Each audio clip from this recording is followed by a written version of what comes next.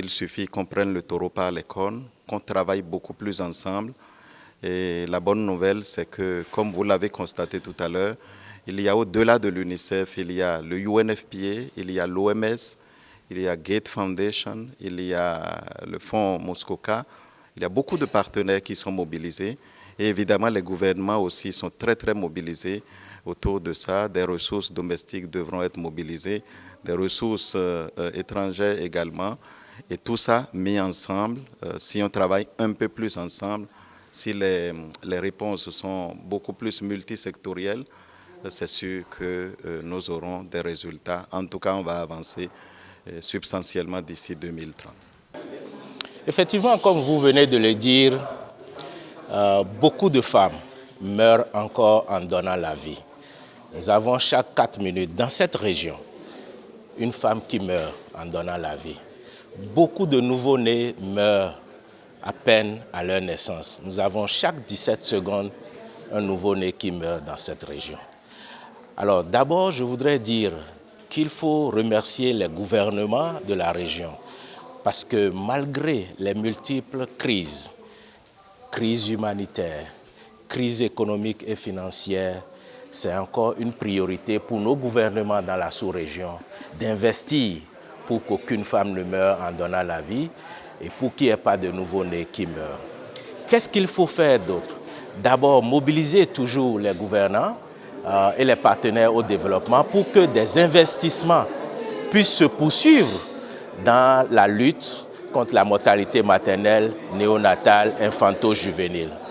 Deuxièmement, c'est qu'il faudrait avoir des soins de qualité au niveau de nos structures et surtout un personnel de qualifié qui puisse assister les mères, assister les nouveau-nés pour qu'elles ne perdent pas la vie.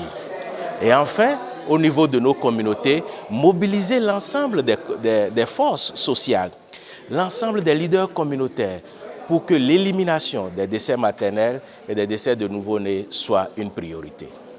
Effectivement, quelles que soient les zones de conflit, vous savez, les grossesses ne s'arrêtent pas. Alors, qu'est-ce qu'il faut faire? C'est qu'il faut nous adapter à ces situations. Le Fonds des Nations Unies pour la population développe des initiatives innovantes, ce que nous appelons par exemple les sages-femmes humanitaires. Ce sont des personnels qualifiés, mais qui sont déployés comme des humanitaires sur ces différents fronts, que ce soit dans les camps de déplacés, que ce soit dans les sites où se passent ces guerres, que ce soit lors d'autres crises comme les inondations, etc.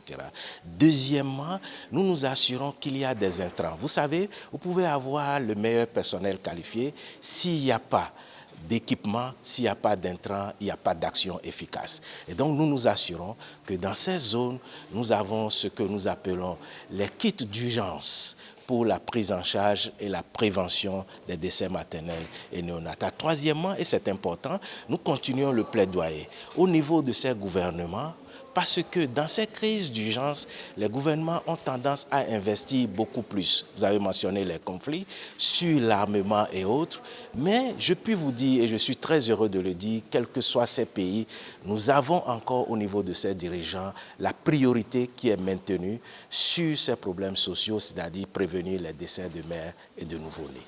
Absolument. Vous avez vu lors des inondations dans la sous-région, vous savez, la désertification influence aussi beaucoup.